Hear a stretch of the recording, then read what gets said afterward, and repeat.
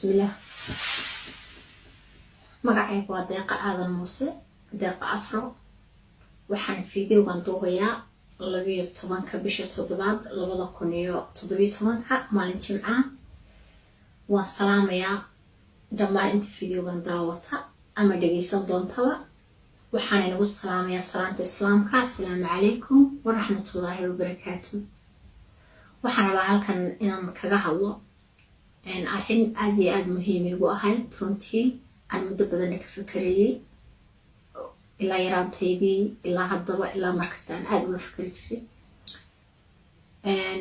waan dareensanahay runtii in kuwa badan oo idinka midow runtii aan ku yara aragti duwanahay laakiin muhiimadeedu waxay tahay horta anigu waxa aan rabo inaan soo gudbiyo taasaa anaga aad igu muhiima sidaan la soconaba adduunyadan waa lagu soo kala horeeya waana lagu kala dambeeya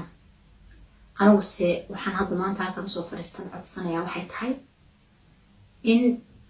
ilaahay subxaana watacaala maalintuu i oofsado oo kolley dadna waa iga dambeyn doonaa dadna waa iga horeyn doonaa wax iska caadiya laakiin anigu waxa weeyaan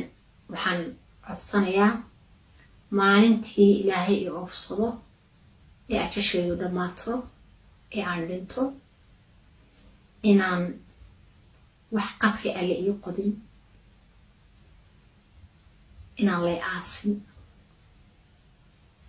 arrintan waxaan ka fakerayay runtii muddo aad iyo aad u fara badan dhinaca diintan ayaan la iila cararin markiiba sababtoo ah waxa weeyaan diinta islaamka oo aniga aan ku dhashay ee aniga aan jeclahay ee aan ku dhiman doono insha allah si wanaagsan uma aqaano ilaahay subxaana watacaala ii kasto inaan si wanaagsan u barto insha allah mana garan karo runtii culayska ama cadadka ay ka qosayn karta arrintan runtii anigu ma garan karo hadda mid ii cabiran ma aha dhinaca diinta weli kuma eegin laakiin dhakhaatiir badan baan la xiriiray arrintan macnaha waxaa ka suurtageli karaa waxaa ka macquulka ah siday u dhici karto waxaweyaan runtii inkastoo dhakhtarkii ugu dambeeyey runtii uu iniyad jabiyey oo igu yiri adiga waxaad ka baqaysaa qabriga iyo waxaad ka baqaysaa ruux xabaalo laakiin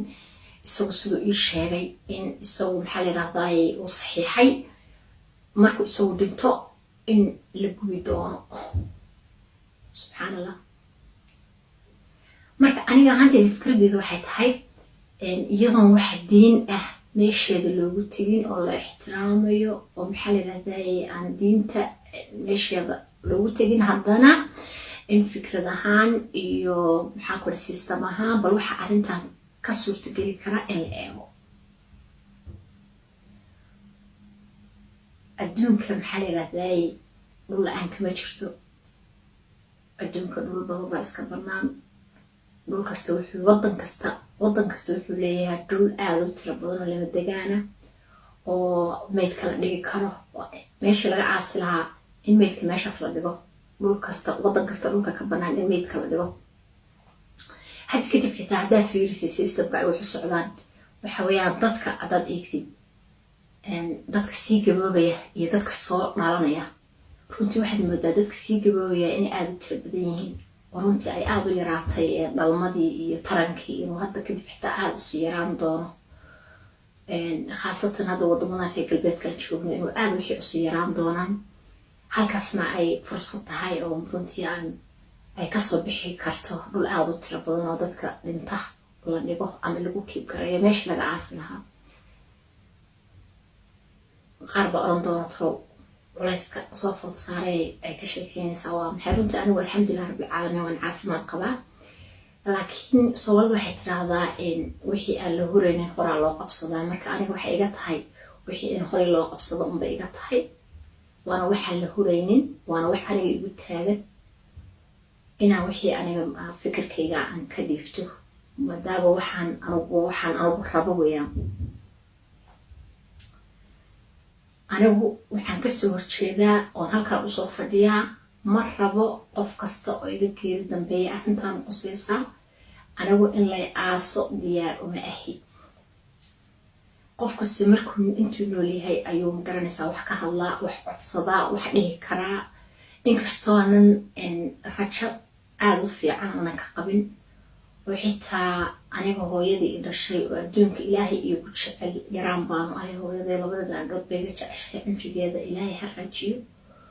hadda kahor maraan weydiiyaan ku yidhi anigu hooyo ma doonayo haddaan dhintay ilay aaso waan ka dhaadhicin kari waayo waxay ugu tiri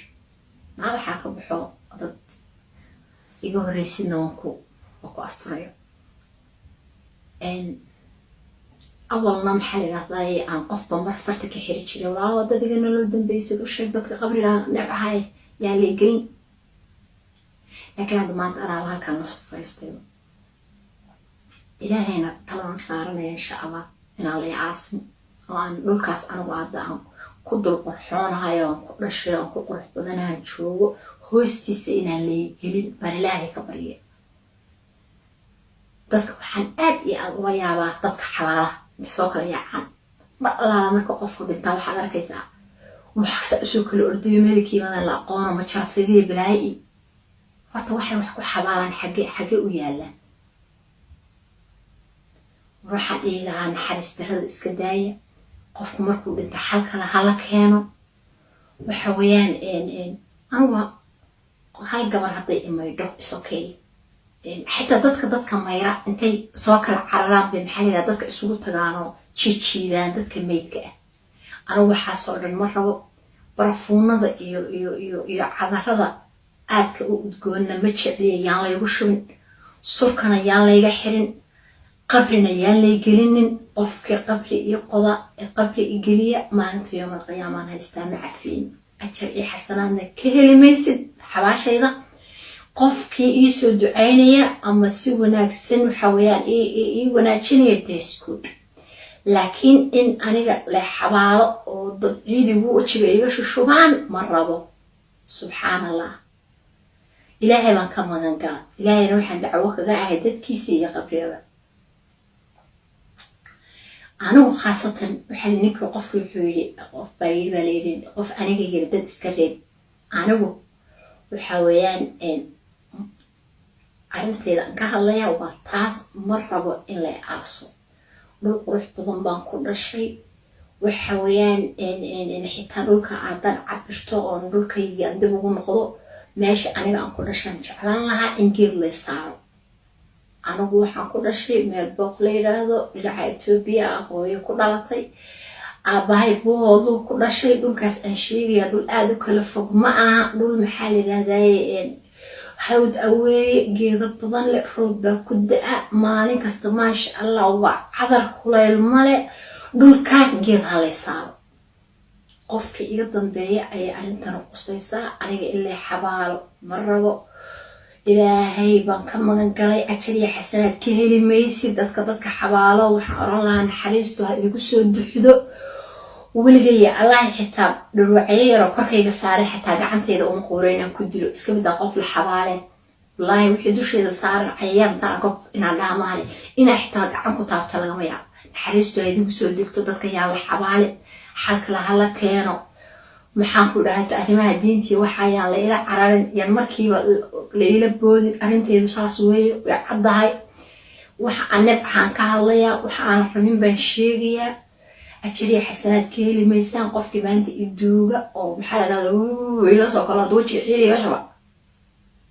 ilaahay baa ka magan gal surkan ayaa mara la iga xiro waa nacbahay ajarna ka heli maysid haddaan idin sheegaya maalintaa dhinto ajar iyo xasanaad toona ka heli maysaan aqranida haystaa dad aastaan qabrigaas dhulkaas ay gelinina geedkaas halay saaro dhulka geed halay iga samro xaafadahaas halay geeyo meesha aan ku dhashay irjiciil al-azali ma carabta oran jirta xagga halay geeyo way ka codsanayaa qof kasta oo iga nolol dambeeyana arrintaas qusaysta video wuxuu quseeyaa maanta halka la fadhiya qof kasta oo iga nolol dambeeya qof kasta oo iga nolol dambeeya oo aniga videogaas daawado kan daawan qusayso laakiin kii videogaas daawado oo aniga halkaas aan soo fadhiya ee arko